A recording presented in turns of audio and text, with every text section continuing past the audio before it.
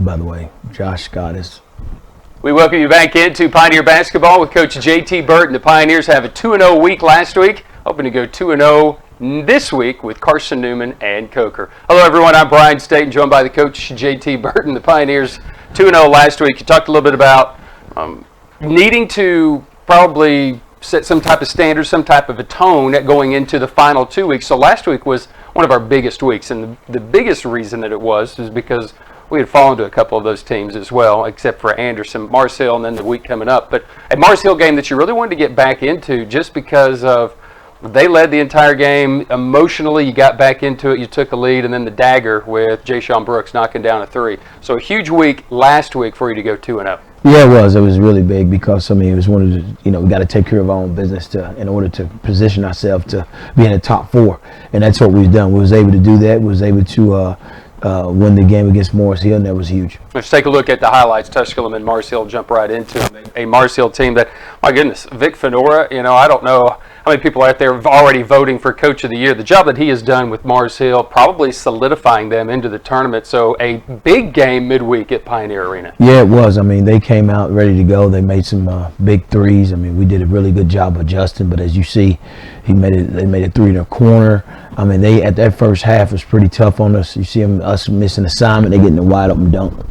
So Gilliard hitting the threes in the corner. You got Daniel doing the job. They didn't have Javante Cook, so their bench was just a little bit short. Tariq Jenkins comes off the bench and does what he does. Yes, Tariq's been shooting the ball really well here of late, and you've seen him coming off, going to the left, pulling up for the jump shot, and then you see Trenton Gibson getting to the basket as well. Trenton Gibson, who goes double figures for a seventh straight game in this contest. We'll talk a little bit more about what Trenton Gibson has done. Then you get some of these freshmen coming in. Josh Scott hitting the three-pointer. You got Dylan Smith, who has just been a catalyst here over the last 6 weeks. Yes, when we watched the film, I told him the only he needs to thank Cameron for cutting so hard to get that wide open three-point shot. But Dylan has played well. Dylan buried 5 3-pointers on 7 attempts in the contest for the Pioneers. He had 15 games. He also matched a career high with 6 rebounds. Also had 3 steals in the contest. Tariq Jenkins, who did come off the bench, finishing with 13. But Trenton Gibson, again, that shot right there, there's not many people in the league that can defend that mid-range jumper. Now, I don't know what everybody says now. You know how the mid-range jumper's gone away nowadays. But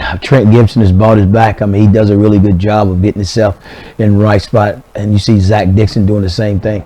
Hey, Zach is a guy that has really come along. You've really been able to put him and infuse him into the lineup very early. And I guess it was early in the year. It might have been at the Mars Hill game. He comes in and provides a lot of energy when we were at Mars Hill that very first game. And since that game, you've been able to use him in spurts, maybe 6-7 minutes a game, and give you that energy. If you're going off the percentages, he's our best three-point shooter that we have on our team.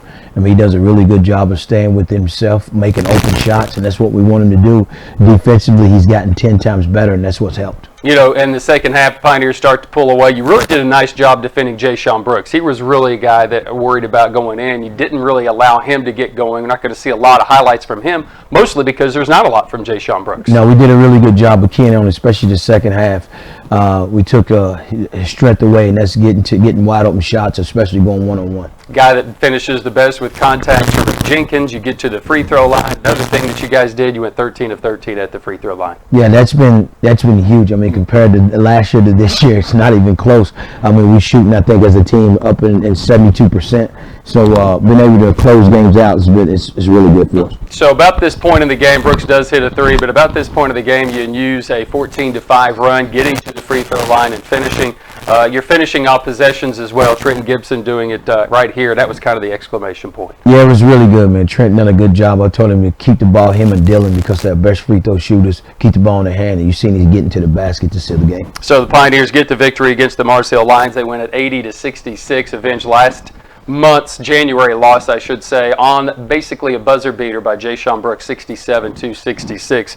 However, Mars Hill doing the job this year as well. They're 10-13 overall, but 8-9 in the league, and they have a 2-game lead over last place, basically, or that number 9 position in the South Atlantic Conference with 2 weeks still to go. So Mars Hill basically solidifying themselves into at least a tournament spot. Another area the Pioneers want to solidify themselves is in the top 4. That was Anderson this past Saturday. Go on the road, place that the Pioneers have only won once. Just do not play very well there at all. Well, do play well there, but just don't get results Anderson has done a very nice job. They have won 6 of their last 7. Of course, 5 of those have been by 5 points or less. So they're playing some really tough competition. They're executing. To me, when I see that, I see the team that is executing and finishing down the stretch, and that's what Anderson has been doing here of late. Yes, I mean, we knew going in this game it was going to be tough, especially at home. I mean, they had to pink out, and they keep a hostile crowd, and we knew that they've been playing at another level since the first time we played them. But we did a very good job defensively this past week. Yeah, but Pioneer coach JT Burton wore his pink as well, just to kind of fit into the crowd, get into the rhythm of the whole thing. Well, the rhythm of the game started really in the first half. We looked a little bit, to be honest, discombobulated, I think. Anderson got off to an emotional start and got off to a very good start. Yeah, they did. I mean, and I had to call a quick timeout, but we settled in. I mean, I think, the guys was kind of, anxious. They knew how big this game was. I mean, they knew what the significance this game held. So we did a really good job of settling in, especially after that first media timeout. Tariq Jenkins comes in off the bench. He scores 18 points. He gets also a pair of really key jumpers really in the second half of that contest, and what he does is just finishes with contact and does a really good job there. Yes, he does throw his body around, but he'll also hit a couple of those jumpers that you don't anticipate. That's kind of what he did off the dribble in that second half. Yes, he did. I mean, the biggest thing is coming down the stretch. As you said, we made free throws. I mean, he made, I think he was 4 or 4 coming down the stretch, and Tariq has been, kind of accepted his role with Keaston starting, and him coming off the bench giving us that spark that we needed. All right, over the last 3 weeks of the season, Anderson has had 2 straight Players of the Week. You start with Quinn Nottingham, then you follow that up with Crosby James, and those 2 guys have been able to basically take over games. I think James is averaging somewhere in the neighborhood of 18.3 points a game during that stretch as well. Since the Tusculum game, he has been used all the time, and he has scored over 20 in 8 of the last 9 contests. Him and Sean Bernard and Nottingham have been getting the job done, and you really did a nice job defensively on all 3 of them. Yeah, we did a really good job. I mean, it was one of the things where you got to give the credit to Justin Chartrand, my assistant, because he did a good job with the scout, and the guys did a very good job of taking to the floor. I thought defensively, as far as in the half court, that was one of the best jobs we have done collectively all year, and it showed. I mean, as far as holding those guys to the numbers they have been getting, and we did a really good job of making them take tough 2s and tough 3s. It was just basically a game of runs the entire way. It's how the game started. It's how it almost finished as well. Tusculum would surge up by 6 or 4, and then Anderson would take a 6-point lead as they would take a surge 8-0 or an 8-2 or a 10-2 run. And the second half run for the Pioneers was really fueled by Trenton Gibson. He finished with a double-double, 17 points and 10 rebounds.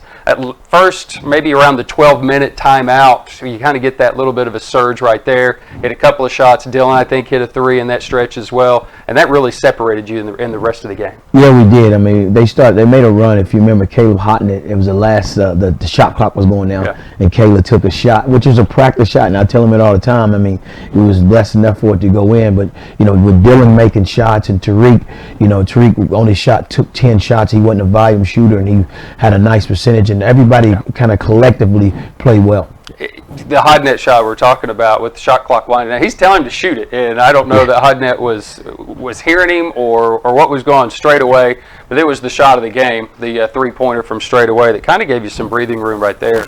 Another game in which you got to the glass and just dominated. That's one of the things that coaches in the league are noticing, the fact that you're so physical and able to get to the glass. Edwards is a big guy for them. He's a big, wide body for Anderson, and even though he got some of his, you were able to eliminate his offensive rebound efforts as well in that contest. Yes, we did. I mean, Brandon Mitchell got into foul trouble again a little bit, but we was able to play through it because if you remember, we had a small lineup. I put Adrian Cohen at X5 because we got into a little foul trouble, but he did a really good job, and that's one of our biggest emphasis is keeping him off the offensive boards and keeping him off the boards, period. We done a really good job of doing it. Pioneers shoot 42% for the game. They hold Anderson to 38% for the game. Sean Bernard does score 19 points, but he finished just 3 of 10 from the field. He got his points at the free throw line. It was physical. A lot of teams go to the free throw line. The Pioneers finished 21 of 29 at the free throw stripe in the contest. They get the victory against Anderson, 74-66. It's historic because the Pioneers had not won there basically since 2012. Got the victory there, and the Pioneers roll. And looking ahead, a huge week coming up this week. We'll talk a little bit more about that when we come back right after this. This is Pioneer Basketball with Coach JT Burton. Family. Food's here! What's it mean to you? To us, it means the people you care about, look out for, and yeah, love. Even if you'd never let them hear you say it. Hey, you're eating hummus? What's wrong with hummus? Here at Ingalls, we have everything you need to gather around the table and give each other a hard time. Because that's what families do. Ingalls, all the ingredients for family.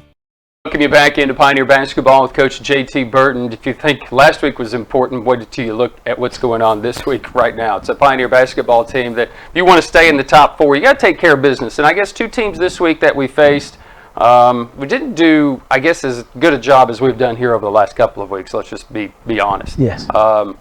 And I'll even start with the team we play Saturday because Coker, a 44-point first half and then a 14-point second half. I don't know that I've ever been a part of that, and you even said yourself you're not sure you've ever been a part of something like that. And then Carson Newman, they just play so well because it's Tusculum. But here's two teams below us in the league. We must take care of business this week. Yes, we have. It starts with Carson Newman. It's going to be a rival game. And I told the guys, it doesn't matter, what place everybody in. I mean, somebody's going to step up in that game, whether it be on our side or theirs. And that's the beauty of a rival game. And this Wednesday is going to be a lot of fun, but we have to take care of our home court. It definitely. Wednesday, it's Pack the Arena night. Greenville City, Greene County school students admitted absolutely free. We're going to be handing out some free stuff, some free garb, and we're going to be raising money for the Make-A-Wish Foundation as well. So come out and support the Pioneers on Wednesday, and then Coker on Saturday. It'll be senior day for the Pioneers as they close out their home portion of the schedule of the regular season this week. So Wednesday and Saturday, Carson Newman Wednesday and Coker on Saturday. Got to take care of business and got to take care of this guy. Trenton Gibson becomes our first conference player of the week. We had Don Donaldson last year pick it up a couple of times. So our first this year, and maybe a little bit overdue just because I think what Trenton has done, he started the year out with a triple-double, and he's not like he's really slowed down. Although right around Christmas, he had a little bit of that sophomore slump, but he's really worked himself through that and been our most steady player all season long. That's why he plays the most minutes on our team because we got to have him on the court. He's kind of like a glue guy. I mean, he's one of those. Like, I didn't even realize he had a double-double the other night. And but Trent is the type kid that he stays the course. He does what he's supposed to do on and off the court. He's a 4.0 student. You don't have to worry about him, in the classroom. And I believe that when you take care of the stuff off the court, the on the court stuff take care of itself. And he just proved it this week. 17.5 points a game last week, 8 rebounds per contest, 3 assists, 2 steals per game in 2 contests that the Pioneers pick up 2 wins. So critical week this week for the Pioneers as we close out the regular season, the final 2 weeks, but a big one with the big rival Carson Newman and then Coker to close out the home portion of the schedule. He's Pioneer coach JT Burton. Thanks to everybody behind the scenes here for the Pioneer Sports Network, and I'm Brian Staten. Until next week, go Pioneers.